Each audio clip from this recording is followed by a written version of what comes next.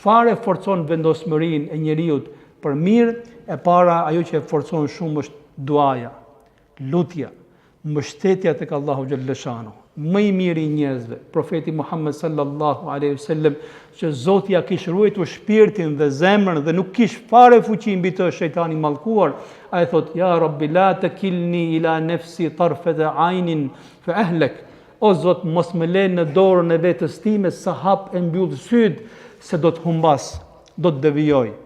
Për të na treguar se cilit prej nesh që nuk është kjo punë me zotësinë, as me aftësinë tonë, as me thonë që unë kam hyrë para 30 vitesh në këtë rrugë, nuk kam mundësi që unë devijoj, por është se sa ti i beson atij që është i plot fuqishëm, atij që ka në dorë zemrat.